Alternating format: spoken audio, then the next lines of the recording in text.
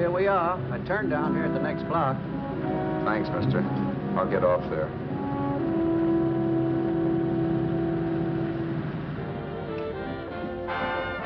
Want anything else? No. Hey, you. Me? Yeah, you. Where you heading? East. Too bad. I thought if you was heading north, I might be able to help you out. I'm pushing the Salt Lake, and I don't like to ride it alone at night. I'm one of those guys that got to talk or I fall asleep. Oh. Sure, now my partner, he's got Lou to keep him company, but I ain't got nobody at all. Where you coming from? West. Yeah, sure, I know, but where, L.A.? Maybe. Got a cousin out in L.A.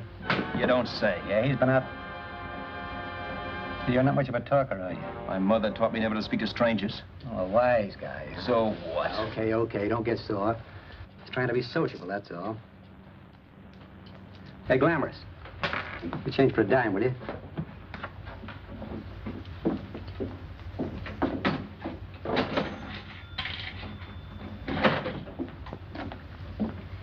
Let's have something quieter this time, Joe. My head's splitting. Is that what's wrong with it?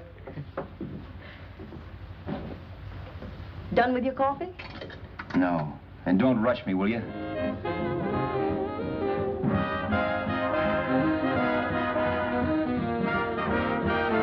Hey, turn that off. Will you turn that thing off? What's eating you now? Yeah, what's eating you? That music, it stinks. Oh, you don't like it, huh? No, turn it off. Oh, wait a minute, pal. That was my nickel, see? This is a free country. And I play whatever I want to. Okay. Sure, and if you don't like it, you don't have to listen to it. And you can leave here anytime you want to. Okay, I'm sorry I asked. First good piece played tonight and you don't like it. Some people just ain't got any good taste.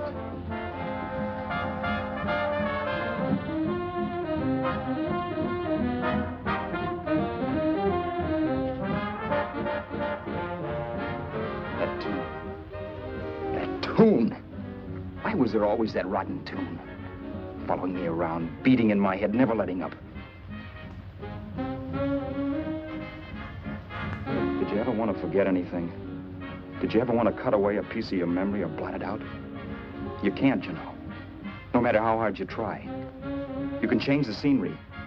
But sooner or later, you'll get a whiff of perfume or somebody will say a certain phrase or maybe hum something. Then you're licked again.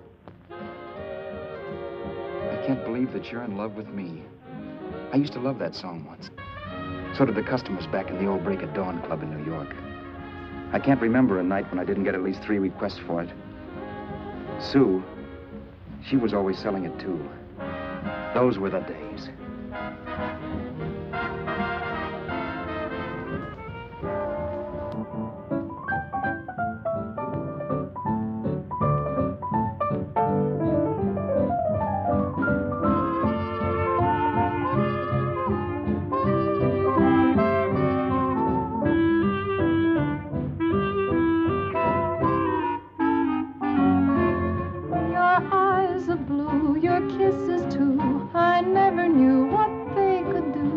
I can't believe that you're in love with me.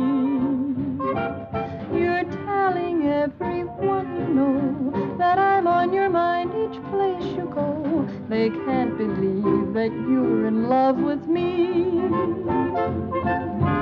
I have always placed you far above me. I just can't imagine that you love me. And after all is said and done, to think that I'm the lucky one, I can't believe that you're in love with me.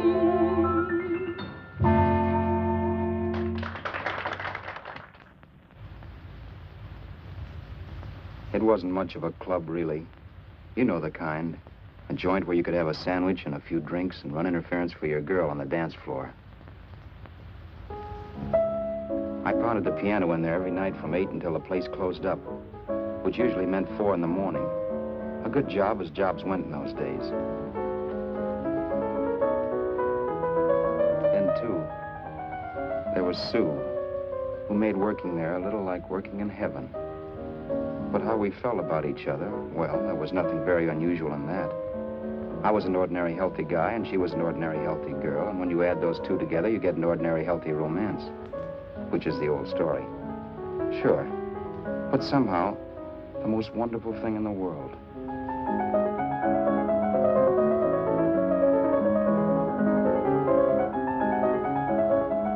All in all, I was a pretty lucky guy.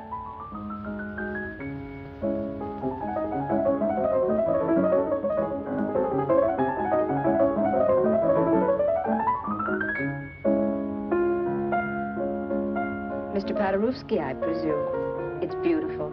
You're going to make Carnegie Hall yet, Al? Yeah, as a janitor. I'll make my debut in the basement. I don't blame you for being bitter, darling, but you mustn't give up hope.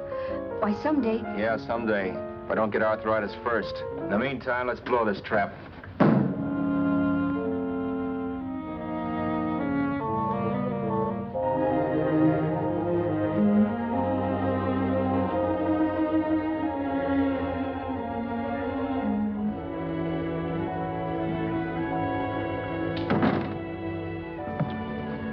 Like to get something to eat, hon? Oh, I don't think so, Al. I lose my appetite working in this flea bag. Let's go home. Okay. I can't stand much more of that dump. Did you see that drunk tonight trying to paw me? No, what drunk? Does it matter what drunk? Say, what's the matter with you tonight, darling? That's the third time you started to tell me something and then stopped. We shouldn't have any secrets from each other, Sue. Next week, we're going to make with the ring and the license. You and me will be a team. Yes, that's right. In the Bush League. I don't get you. We've been struck out. It's a funny way to talk, darling. Don't you want to marry me? Al, look, I love you. You know I do, and I want to marry you. But? But not now. Only after we've made good. Sunday, I'm going away. Oh, I know you'll think it's silly. That's why I hesitated to tell you. But I'm going to California. I want to try my luck in Hollywood. That's the most stupid thing I ever heard of. Don't you know millions of people go out there every year and wind up polishing cuspidors? I thought you had better sense. You sound as if you don't think I have any talent. That has nothing to do with it. I'll make out all right. Maybe. But what about me? Doesn't it mean anything to you that you're busting up all our plans? We may not see each other for years? It won't be that long. I thought you loved me. I do. You know I do. Well, here we are. Al, why can't you see my side of it? I'm young. We both are, and we've got all the time in the world to settle down. Oh, really, darling, what I'm doing is the only sane thing to do. I hate the thought of being so far away from you, but we'll be together again someday. Maybe you'll decide to come out too later on. So long. Al, aren't you going to kiss me goodnight? Sure. Why not? Good night.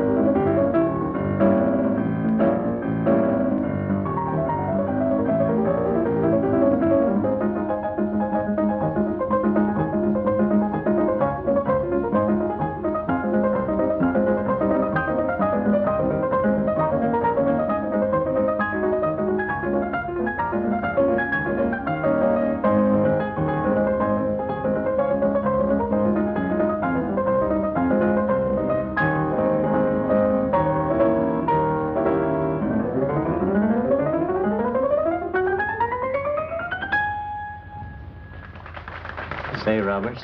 You hit the jackpot this time. $10. Thanks.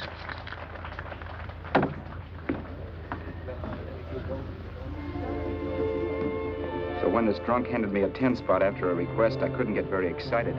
What was it, I asked myself? A piece of paper crawling with germs. It couldn't buy anything I wanted. It couldn't... Then I thought of something.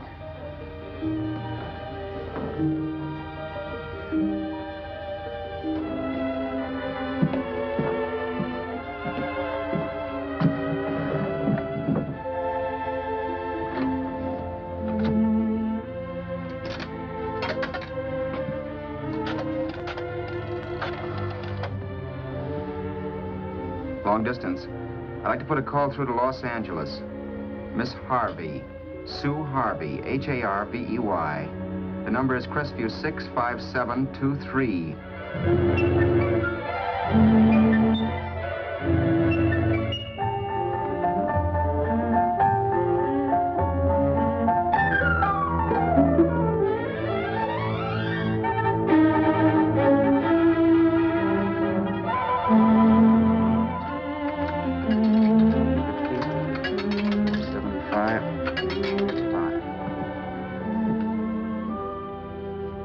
Hello, Sue?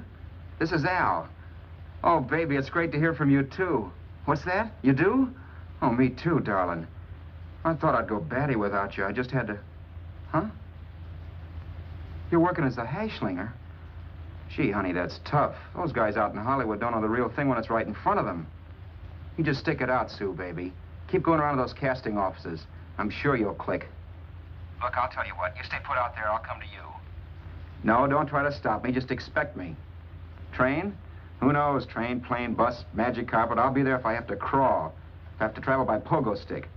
And then, let's get married right away, huh? That's the stuff. That's what I've been wanting to hear you say.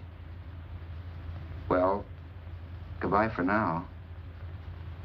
I'll be seeing you soon. Yeah. Bye. The only way I could cross country was to thumb rides. For even after hawking everything, I only had enough money to eat. Money. You know what that is. It's the stuff you never have enough of. Little green things with George Washington's picture that men slave for, commit crimes for, die for. It's the stuff that has caused more trouble in the world than anything else we ever invented. Simply because there's too little of it. At least I had too little of it. So it was me for the thumb.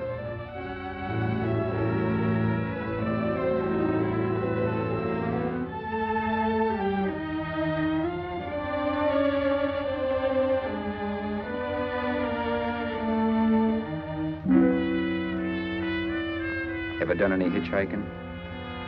It's not much fun, believe me. Oh, yeah, I know all about how it's an education, how you get to meet a lot of people and all that. But me, from now on, I'll take my education in college, or in PS 62, or I'll send $1.98 in stamps for 10 easy lessons.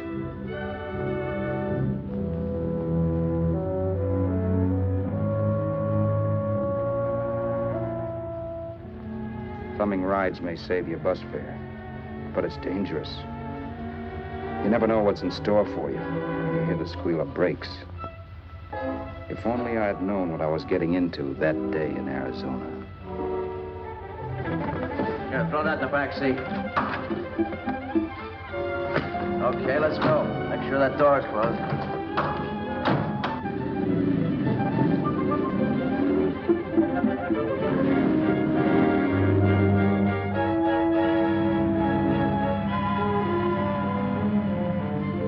You know, Emily Post ought to write a book of rules for guys thumbing rides. Because as it is now, you never know what's right and what's wrong. We rode along for a little while, neither one of us saying anything. I was glad of that. I never know what to say to strange people driving cars. Then, too, you can never tell if a guy wants to talk. A lot of rides have been cut short because of a big mouth. So I kept my mouth shut until he started opening up. Hand me that little box in the compartment, will you, pal? Hold the wheel, will you?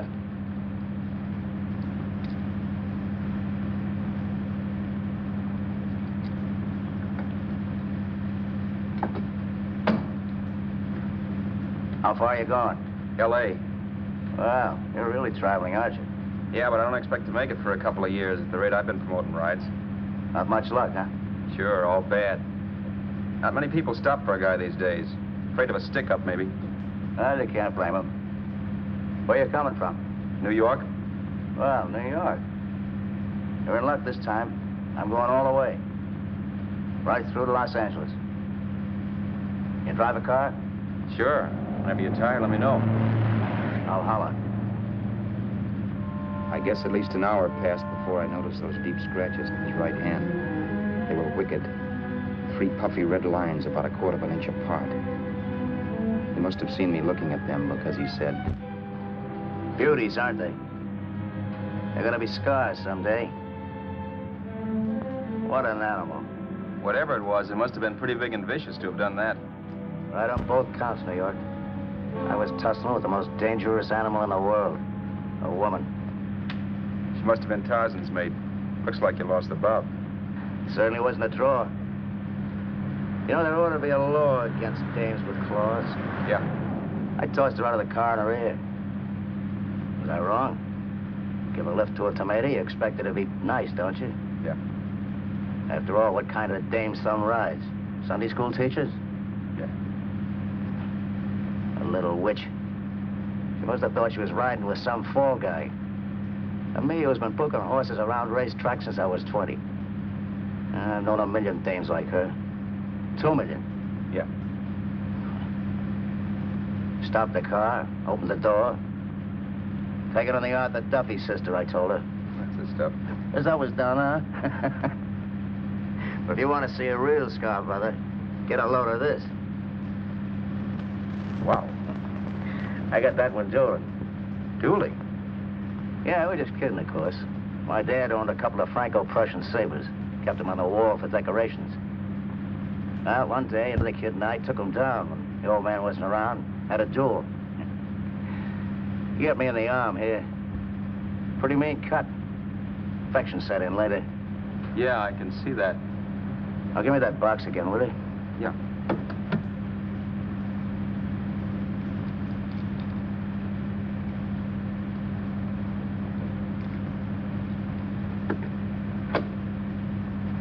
Pain made me lose my head, I guess. I began slashing. Before I knew it, I'd put the other kid's eye out. That was tough. Well, it was just an accident, of course. Do you know how kids are? I got scared, decided I was going to run away from home. Old man almost caught me when I was packing my duds. The bloody rag I had wrapped around my wrist hadn't caught his attention. You'd seen the bundle for sure. But I beat it when he was phoning for a doctor. That was 15, 16 years ago. I haven't been home since. Pull in there for a bite or something, huh? A bite or something. Brother, was I hungry. I hadn't had anything in my stomach for hours. Yet even with that gnawing in the pit of my belly, I didn't want to be in too big a rush to put on the feed bag. First, I had to make sure this guy knew the score. If I got him down on me, goodbye ticket to Hollywood. I'll wait out here for you, mister. Well, there's the money. Don't worry about paying for it. This time it's on me. Well, that's what... Haskell, think nothing of it. You make your first million, maybe you can do the same for me. Come on, New York. I gotta make the West Coast by Wednesday. There's a horse running in Santa Anita named Pirate Bicycle. Means sell to me if I'm on him. We'll make it all right. He did most of the talking during the half hour we were in the place. I ate. He rambled on about his old man, whom we hadn't heard from since he ran away as a kid. And how he happened to become a bookie. And then all about how he got rooked in Miami. One race, 38 grand. They cleaned out my book. How do you like that? That was tough luck. Yeah, and I'm supposed to be the smart guy. Well, you just wait. I'm going back to Florida next season with all kinds of jack. And you watch those stinkers run for cover. Want anything else? No, thanks. I've had plenty.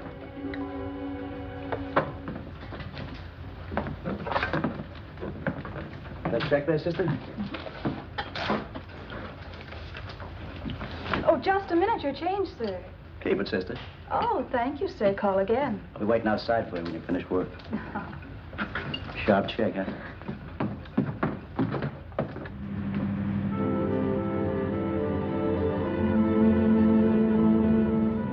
drove all that night while Haskell slept like a log. After a while, I began to get sleepy myself. I was happy, though. Soon I'd be with Sue again. The long trip was practically over, and there'd be no more hoofing it down the concrete. I began to think of the future, which couldn't have been brighter if I'd embroidered it with neon lights. It was nice to think of Sue shooting to the top. It's amazing what a full belly can do to your imagination.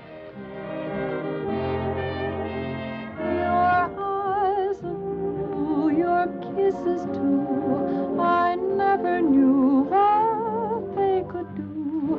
I can't believe that you're in love with me. You're telling everyone you know I'm on your mind each place you go. I can't believe that you're in love with me.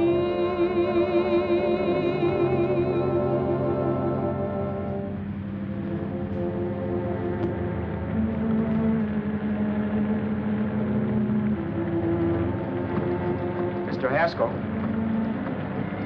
Mr. Haskell? Mr. Haskell, wake up. It's raining. Don't you think we ought to stop and put up the top?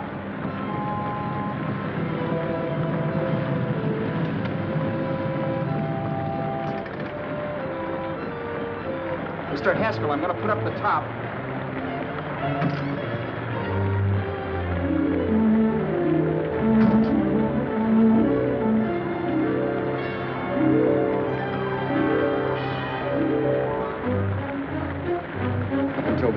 Things my way. But from then on, something else stepped in and shunted me off to a different destination than the one I had picked for myself. But when I pulled open that door...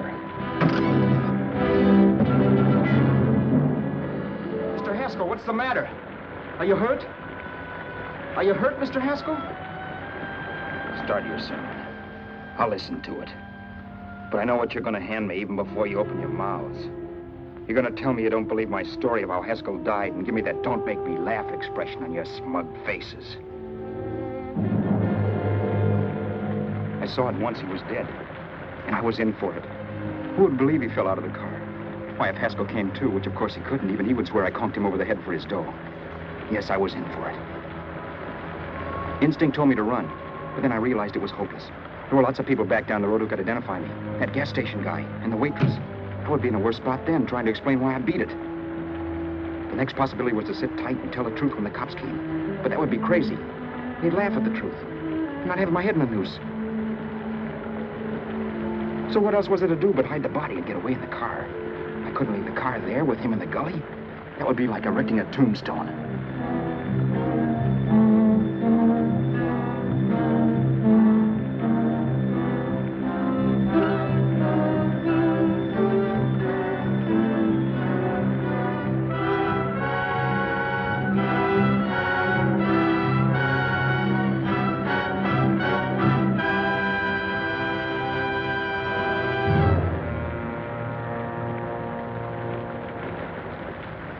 My idea was to cover him with brush, not to rob him. But then I remembered that even if I only drove the car for 100 miles or so, I would need money for gas.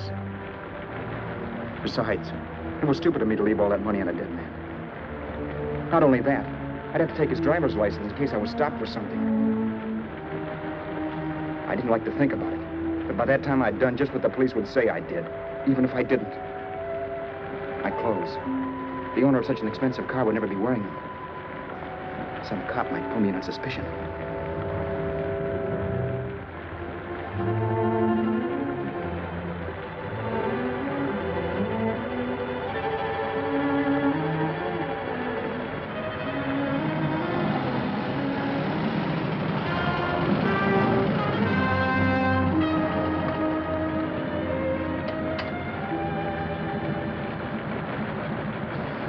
Hey, you, this your car? Don't you know better than to leave a car with the wheels halfway in the middle of the road? That's the way accidents happen. I'm sorry, officer. I was just putting up my top. I didn't think. Well, the next time, think. I'll let you go now, but watch your step in the future. I know that's a lonely stretch, but cars come by here once in a while, and we have plenty of crack-ups. Thanks, officer.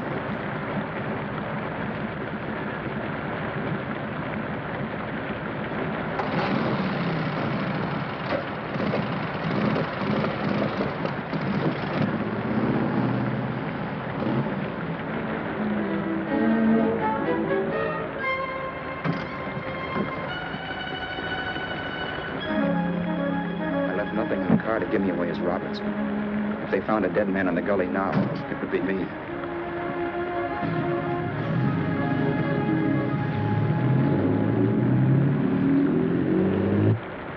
As I drove off, it was still raining, and the drops streaked down the windshield like tears. I kept imagining I was being followed and that I could hear sirens back in the distance.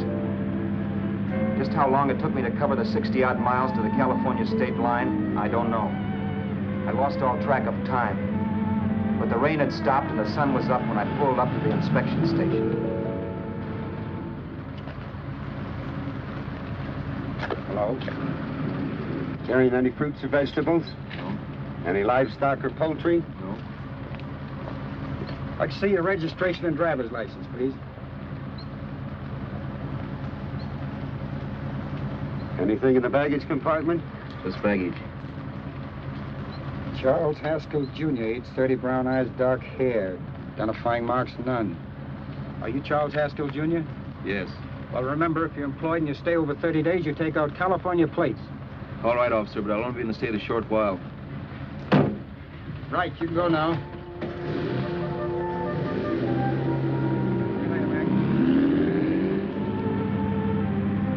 I couldn't drive any farther without some sleep. Cops or no cops, I knew I had to hit the hay and hit it hard. I was dead tired.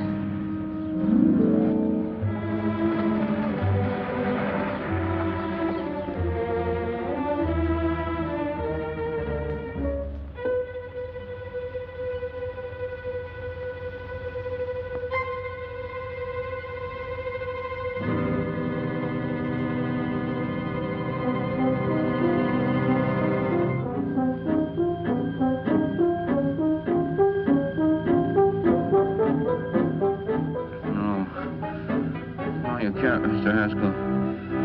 No.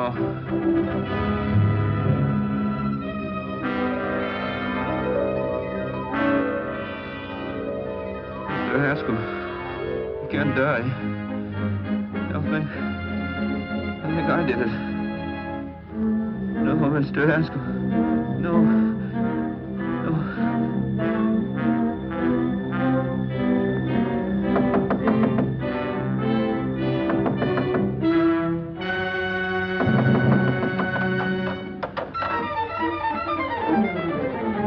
Who's there? It's the maid. Can I come in and clean? Later. In a half hour. All right, sir.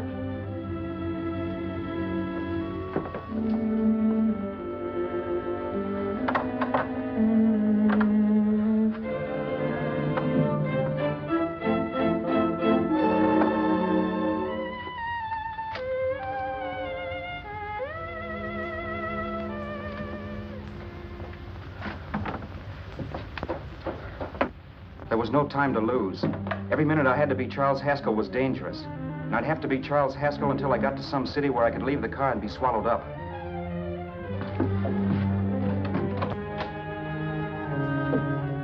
That meant driving the car as far as San Bernardino, maybe even to Los Angeles. In a little town, I might be noticed, but in a city, I should be safe enough. Then, after I ditched the car, I could go on to Sue. But those 5 minutes at the state line made me realize it might be a good idea to find out a little bit about Mr. Haskell. Then if anybody asked me questions, I could give the right answers. The first thing I found out was that I had $768. This was a lot of jack, but believe me, it was the kind of money I'd rather not have.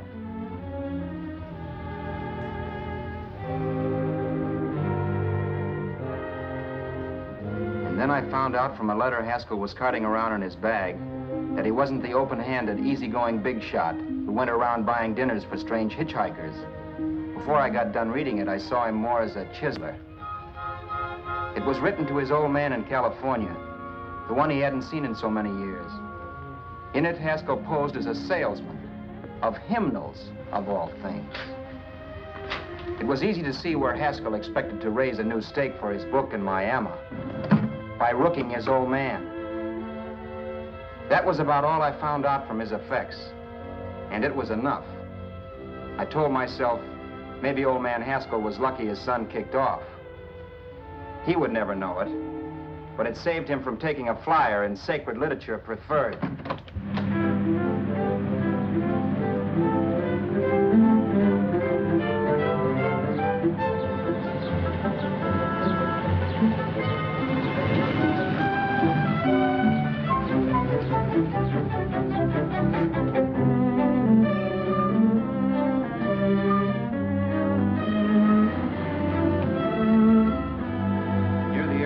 Desert Center, I pulled up for water.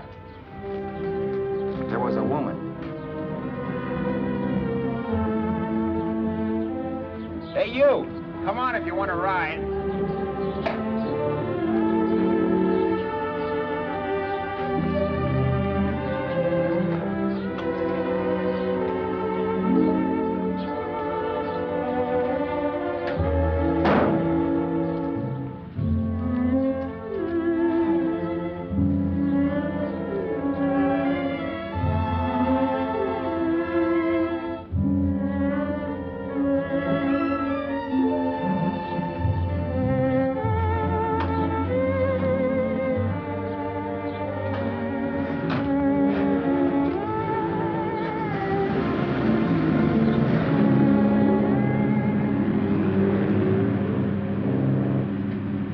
How far are you going?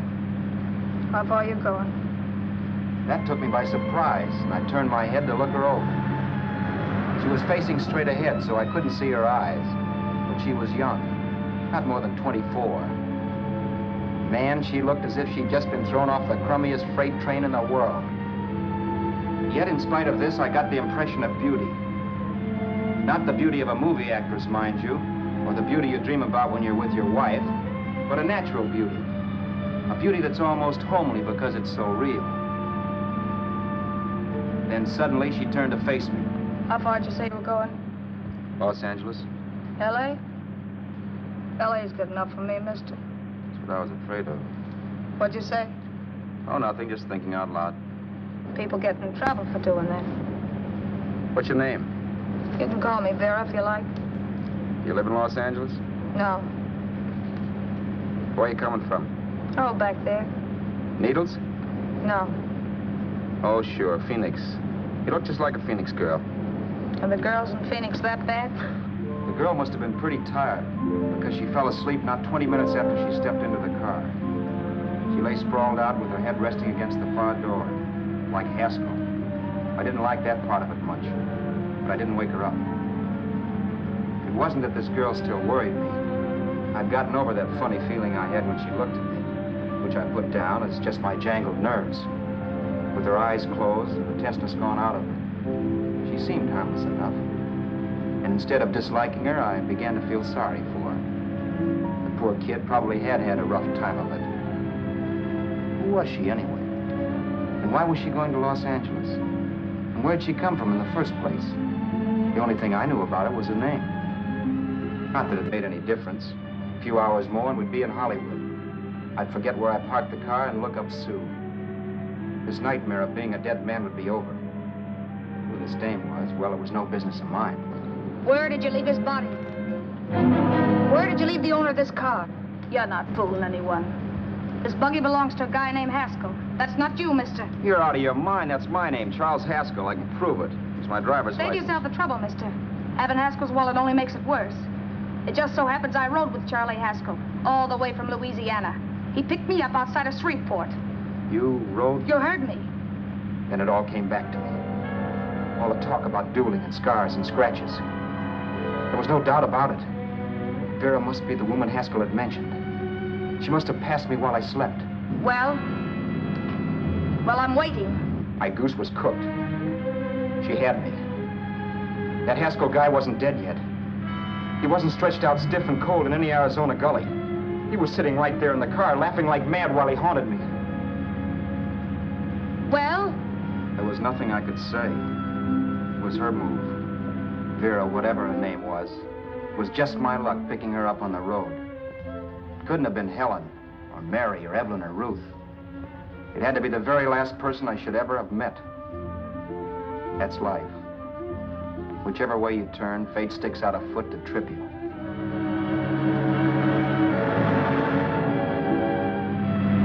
I told her everything everything, but she didn't believe my story. I should have saved my breath. That's the greatest cock and bull story I ever heard. So he fell out of his car. Say, who do you think you're talking to, a hick? Listen, mister, I've been around, and I know a wrong guy when I see one. What'd you do, kiss him with a wrench? Now, wait a minute. What I told you was true. You see, that's why I had to do it. You think I killed him? Well, the cops would have thought so, too. Yeah, well, maybe they still think so. What makes you so sure I'll shut up about this? Girl, I'm innocent. Give me a break, will you? It won't do me any good having you pinched. The cops are no friends of mine. Now, if there was a reward, but there isn't. Thanks. Don't thank me yet. I'm not through with you by a long shot. Let's see that roll.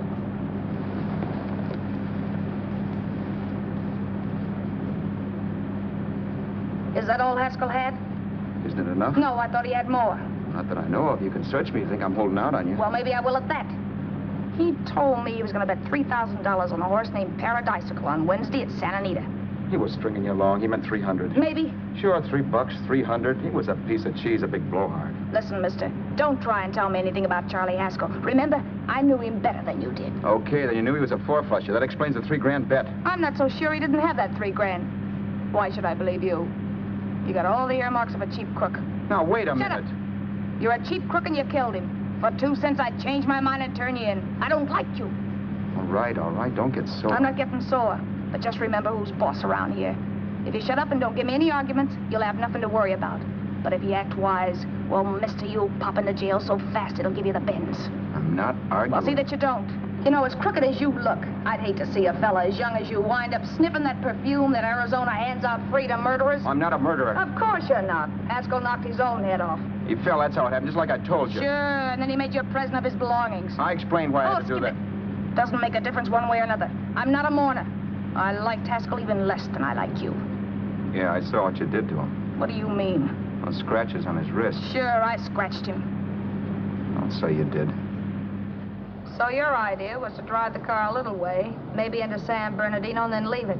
You weren't going to sell it? Sell it? You think I'm crazy? Somebody else's car? See, all I want to do is leave it somewhere and forget I ever saw it. Not only don't you have any scruples, you don't have any brains. I don't get you. Maybe it's a good thing you met me. You'd have got yourself caught, sure. Why, you dope. Don't you know a deserted automobile always rates an investigation? Huh? Look, the cops find a car. Then they get curious. They wonder where the owner is. So, all right, they don't trace Haskell. They trace you. I never thought of that. The only safe way to get rid of the car is to sell it to a dealer. Get it registered under a new name. Say, stop at the next store. I want to get a bottle and do some shopping before we hit L.A. Okay. As soon as we find a place, I'll drop you off and pick you up later. Nothing doing. You're coming in, too. From now on, you and I are like the Siamese twins. Have it your way. But I don't get the point. The point is, I don't want you to get lost. I'm not going to beat it if that's what you're afraid of. I'll say you're not. Well, I'm going to see that you sell this car so you don't get caught. Thanks. Of course, your interest wouldn't be financial, would it? You would want a small percentage of the profits. Well, now that you insist, how can I refuse? 100% will do. Fine. I'm relieved. I thought for a moment you were going to take it all. I don't want to be a hog. A few hours later, we were in Hollywood. I was recognizing places Sue had written about.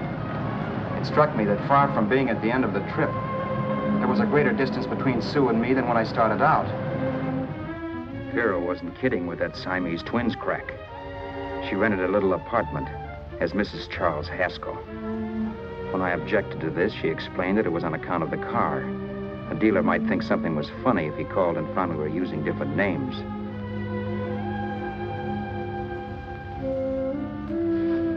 Home, sweet home. Yeah. Not bad, either.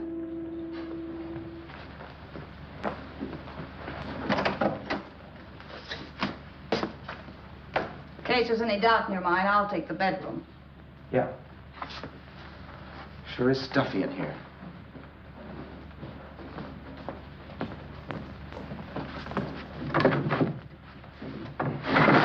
Keep the window shut.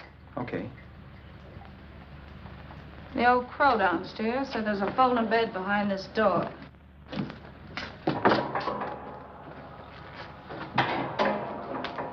You know how to work it? I invented it. Some joint. One can't have everything.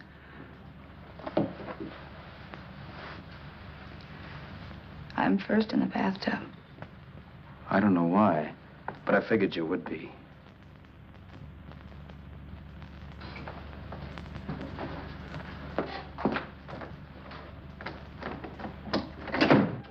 Boy, oh boy. It sure feels good to be clean again. I must be 10 pounds lighter. You must be. Well, hitching rides isn't exactly the way you keep your schoolgirl complexion. I wish that guy with the sacks would give up. Gets on my nerves. Forget it. Have a drink. Aren't you afraid I might take you up on it? If I didn't want to give you a drink, I wouldn't have offered it. Why be a sorehead, Roberts? You got yourself into this thing. You should be grateful I'm not turning you in. Why, if I wasn't regular, you'd be in the pen this minute, being photographed, fingerprinted, and being pushed around by the cops. So cheer up. Get rid of that long puss. Or is your conscience bothering you?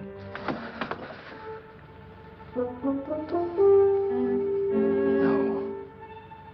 It isn't. Swell. That's the spirit. He's dead and no woman around to bring him back. Anyway, I never could understand this worrying about something that's over and done with. Now, look, Vera, for the last time, I didn't kill him. Haskell was a sick man. Maybe he was dead before he fell out of the car. I don't know. Sure. He died of old age. All right. So if it'll make you sociable, you didn't kill him.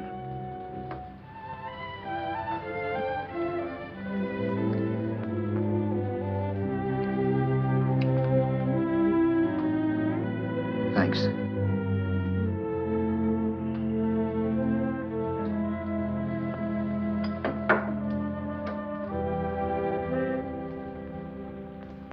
We're out of liquor, Roberts. Yeah. Too bad. I felt like getting tight tonight. Well, I think you succeeded. Am I tight? As a prima donna's corset. That's good. I wanted to get tight. Why? What have you got to get tight about? Oh, I don't know. Few things. You should have my worries. If I had your troubles, I'd stay sober. And I've got the key to that door. Yeah. Maybe you're right. I'm always right. You know, I don't like your attitude, Roberts. Well, there's a lot of things I don't like. Sure. But life's like a ball game.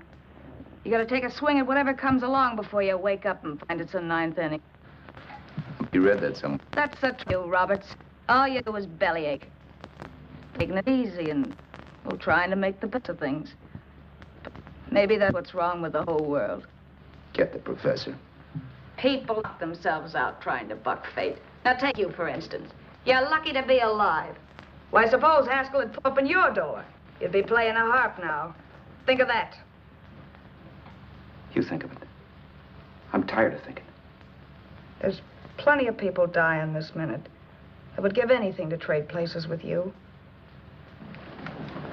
I know what I'm talking about. I'm not so sure.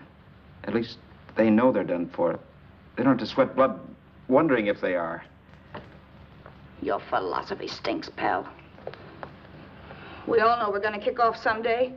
It's only a question of when. But what got us on this subject anyway? We'll be discussing politics next. Yeah. Where'd you hide the butts? On the table, sucker.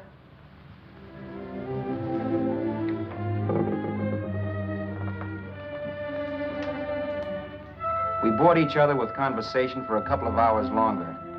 Every 5 minutes, one of us was wishing we had another bottle or a radio or something to read. Then finally, we ran out of chatter. I know it's only 11 o'clock, but I want to get up early and make the rounds of the used car lots. No hurry about that. We've got all the time in the world. Maybe you have, but if you think I want to stay cooped up in this place any longer than I have to, you're batty. It's not a bad place. Paid plenty for diggings like this in New York. I wouldn't like it if it was the Ritz.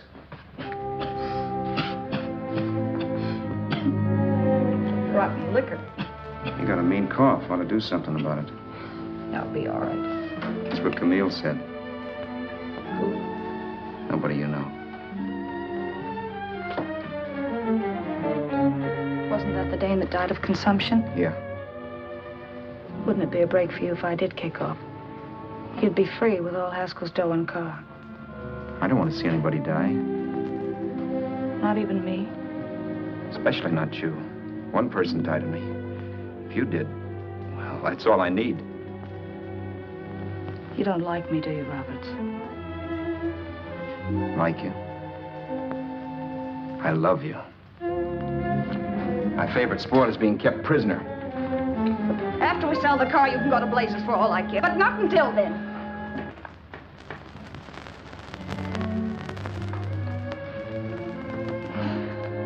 I'm going to bed.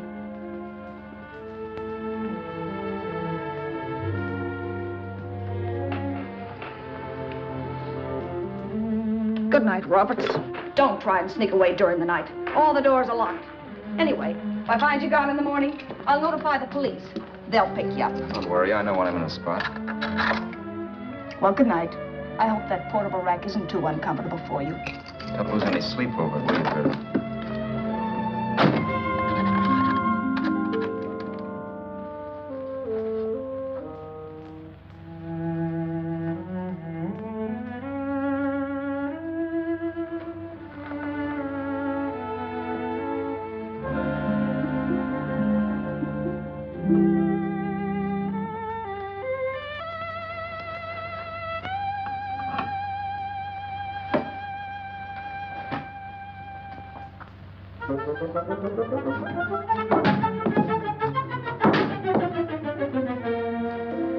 Crestview. 6, 5, 7, 2, 3. Hello? Hello? Hello? Hello?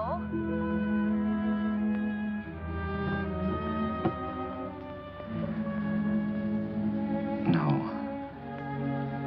Not yet, darling. Tomorrow. Maybe. If this were fiction, I would fall in love with Vera, marry her, and make a respectable woman of her. Or else she'd make some supreme Class A sacrifice for me and die. Sue and I would bawl a little over her grave and make some crack about there's good in all of us. But Vera, unfortunately, was just as rotten in the morning as she'd been the night before. All right, I'm coming. Look, Vera, it's almost noon. So what? The dealers will be there all day? They'll be there all year, too, but it doesn't wait that long. Shut up. You make it like a husband. Well, do I rate a whistle? You sure do, but let's go. Let's go, let's go. I spent $85 in 2 hours preparing bait, and all you can say is let's go. Come on.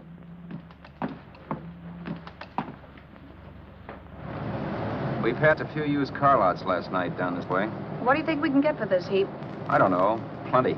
You let me handle everything. Think we can get $2,000? I don't know, but don't worry. I'll squeeze as much out of this guy as I can. If I let it go cheap without a fight, he might think we've stolen the car. And listen, don't make any slips and call me Roberts. That'll cook us. I don't need you to tell me that. You better just sit by and keep your mouth closed. Remember, we're both in the soup if anything happens. Forget it and drive. You're my wife, Vera Haskell. Look, after the deal's closed, let's go back to that place on Hollywood Boulevard where I saw the fur jacket. I want to buy it. After the deal's closed, I'm saying goodbye to you. That's right, I forgot. I guess I'm getting kind of used to you. Well, that's a habit you could start breaking. Let's try this place in the middle of the block.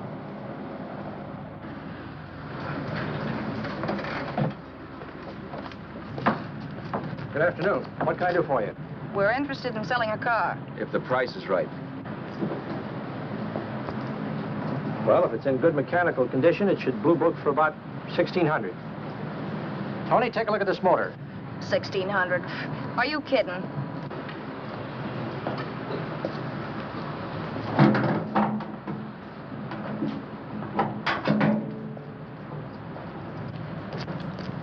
Well, maybe 1850. Before I let it go for 1850, I'll wreck it and collect the insurance first.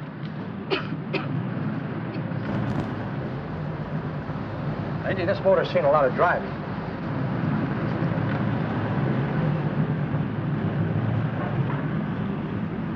Well, the mechanic inspected the car. We haggled. At last, when we were all worn out, we hit a compromise. His price. Okay, it's a deal. All right, come in. We'll sign the papers. I have the ownership papers right here with me. Look, Vera, in the meantime, will you clean a dash compartment? There may be some stuff in it. All right, darling. $1,850. That dirty crook.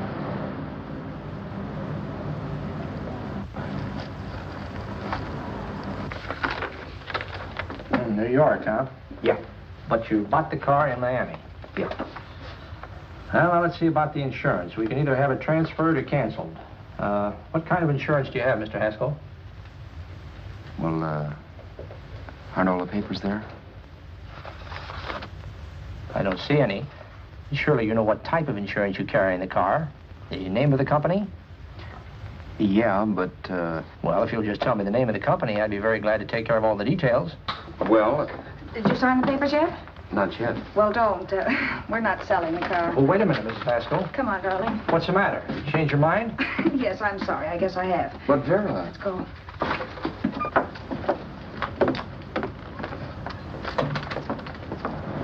You got me out of a tight spot, Vera. But I still don't understand all this. You will in a minute. I almost threw away a gold mine. 1850 isn't to be sneezed at. The car doesn't book for as much as I thought. We're not selling the car. You want to keep it. Now, wait a minute, Vera. You said yourself I wouldn't be safe until the car was in someone else's name. I'd like to be free of this mess when I go. That's just it, Roberts. You're not going. There's a drive-in at the next corner. Pull in there and we'll get a bite to eat. And I'll explain. What is this, another one of your brilliant ideas?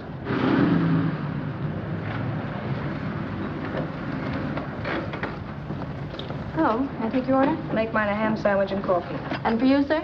Oh, I don't care. The same. Thank you.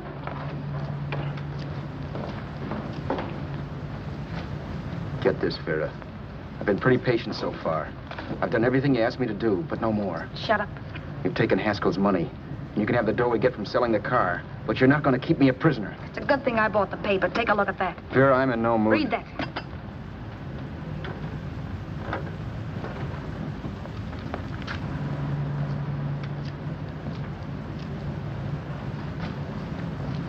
No. Yes. No, I won't do it. Yes, you will. You think I'm crazy? It's impossible, I tell you. Excuse me.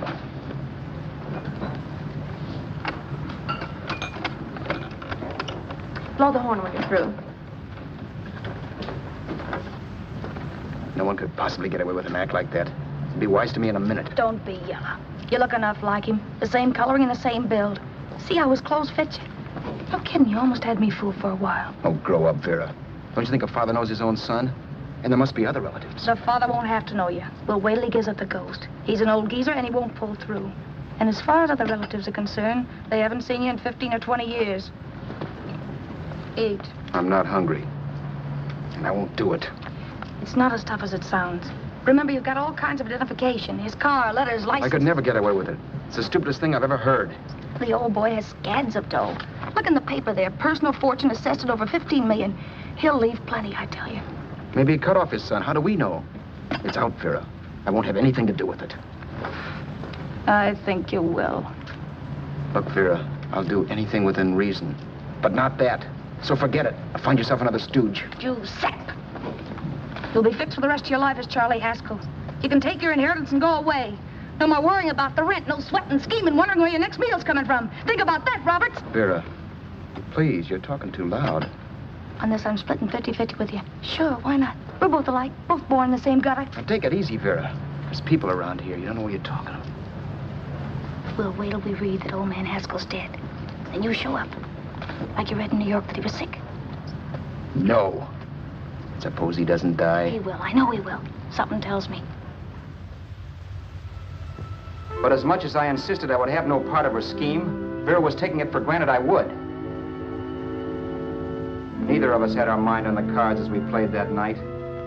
I knew we were just trying to kill time between newspaper editions. This was a death watch for Vera. Maybe it was for me, too. Don't you realize if I'm caught, they'll want to know where I got the car and stuff, and they'll have me on a murder charge. If you're smart, you won't get caught. I knock for 7. And if I'm caught, don't you realize you'll be out, too? 18 points, that gives me 30. How will I be out? You'll be out $1,850 we would have gotten on the car. Really, Vera, you'd be an awful chump if you threw away all that dough on a dizzy long shot. Let me sell the bus tomorrow. With the money it'll bring and what you've already got, a clever kid like you can run it up in no time. Then we'd both be in the clear. I'll be in the clear anyway. Maybe. But if I got caught, I'd get good and sore at you, you know. You mean you'd squeal? Well, no, not squeal exactly. Never mind what you meant. Even if you did tell the cops I was in on it with you, what could they do to me? They might give me the same medicine they gave you. Yeah. A rope. But I'm on my way now. All you'll be doing will be rushing it. All right. But think of the $1,850 you'd lose. You'd kick yourself along the block if they let it get away from you. I'll take the chance. Want another drink? You're being a goon. That's the way people wind up behind the 8 ball. Once they get a few dollars, they become greedy and want more. My. Caesar. Who? You know that Roman general? He got his for being greedy. He wasn't satisfied, so the final wind-up was he took the count. A couple of days ago, you didn't have a dime. Why, you were so broke you couldn't pay cash for a postage stamp. Now you've got almost $700 with $1,850 in the offing. Take my advice. Don't try for more. I'm tired of this game. Let's have some blackjack. Play solitaire. Okay, I will if that's the way you feel about it. That's the way I feel about it. Getting sore and throwing things won't help much, Roberts. I'm really doing you a favor. I help you out of a jam by keeping my mouth shut. I show you how to make some soft money. And what thanks do I get? Thanks. Sure. Or would you rather call the cops and told him you killed a man and stole his money? I didn't kill anybody. Yes, you did. No, I didn't. You know I didn't. All right, then. Suppose I call the cops. If you're innocent, what do you got to be scared of? Okay. Call them, you mutt. Go ahead and call them, see if I care. At least they'll give me a square deal. You want me to call them? You heard me. But I'm warning you. If I'm pinched, I'll swear you were in on it. I'll say that you helped me. If I fry, I'll get even with you. You wouldn't dare. You're chicken. Yeah? Then try it and see. Call them. Yeah. Okay, I will.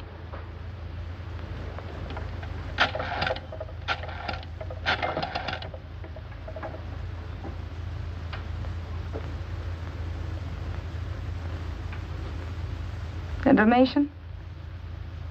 I want the number of the Hollywood police station. Okay, I got it, thanks. Wait a minute, Vera. You wouldn't do that. Well, wouldn't do that, and I'll show you if I would. Take it easy now. Let's talk this over. This was early in the evening, and the conversation, while hectic, was at least pitched low. But as the minutes passed, and more obstacles to her plan popped into my head, the air got blue. Each word coming from our lips cracked like a whip. I reminded her that as Charles Haskell, I didn't even know my mother's name, where I'd gone to school, the name of my best friend, whether I had an Aunt Emma or not, my religion, and if I'd ever owned a dog. I didn't even know what my middle initial stood for. I also pointed out that the real Haskell had a scar on his forearm. His people never saw that scar. He told me he ran away right after putting out the kid's eye. Yeah, but his father knew he was cut. It'd have to be some kind of a mark. So what? The old man's dead, or will be. I hope by tomorrow morning's papers. Anyway, you could cut yourself a little, couldn't you?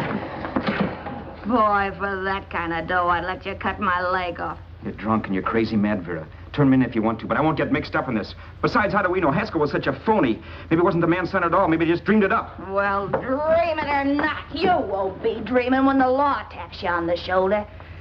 There's a cute little gas chamber waiting for you, Roberts. And I hear extradition to Arizona's a cinch. Where's that phone? Vera! Leave me alone. Vera! Here. I want a phone. Call police. I hate you yellow stinker. You leave me alone. I'll let you alone when you promise to leave the phone where it is. You're drunk. You don't know what you're doing. You're hurting me. Will you promise? All right.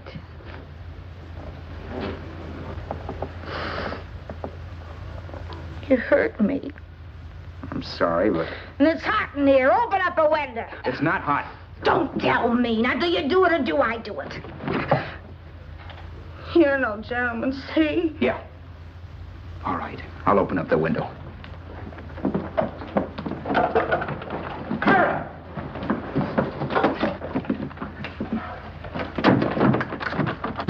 the door. Please open the door. Vera, open the door. Don't use the phone. Listen to me. I don't like you, Roberts. You're no gentleman, see? You hurt my hand, and I'm going to get even with you. If you don't open the door, I'm going to kick it down, Vera. Vera, don't call the cops. Listen to me. I'll do anything you say. Vera, let me in. I'll break the phone.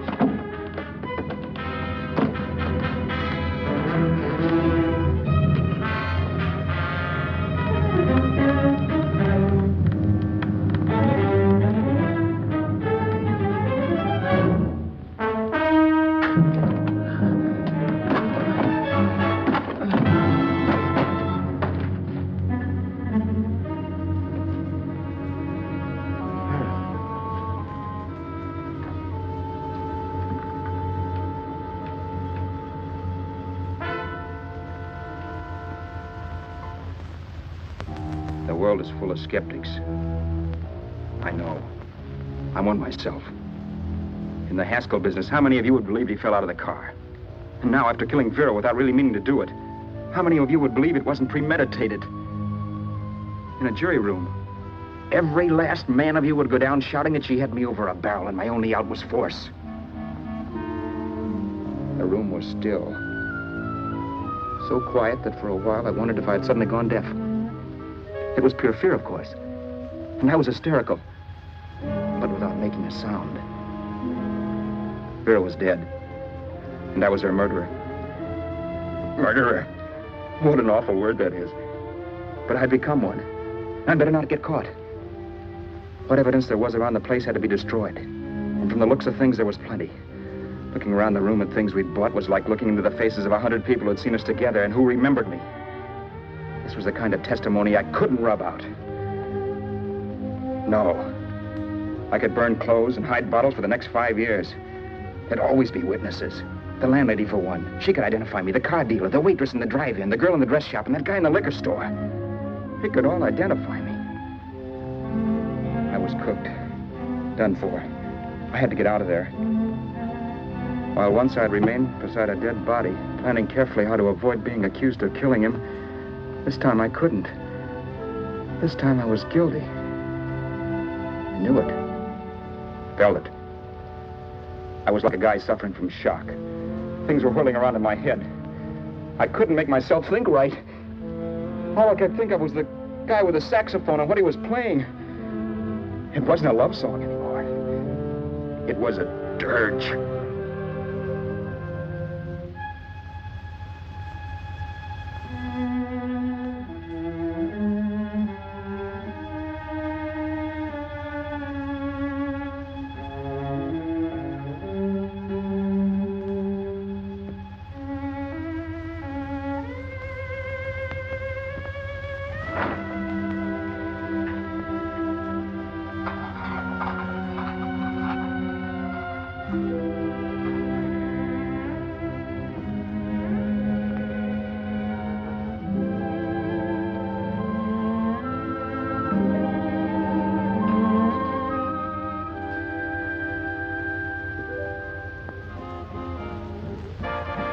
My problems weren't solved. I had to stay away from New York for all time because Al Roberts was listed as dead and had to stay dead. And I could never go back to Hollywood. Someone might recognize me as Haskell. Then, too, there was Sue. I could never go to her with a thing like this hanging over my head. All I could do was pray she'd be happy.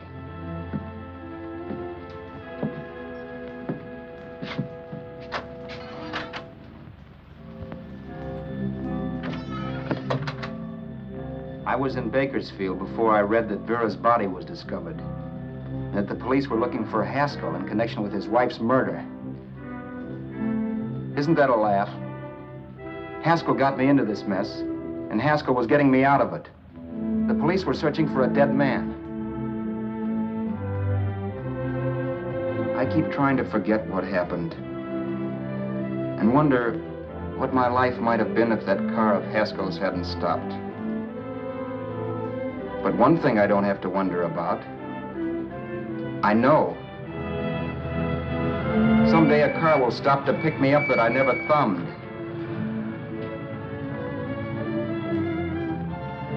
Yes. Fate, or some mysterious force, can put the finger on you or me for no good reason at all.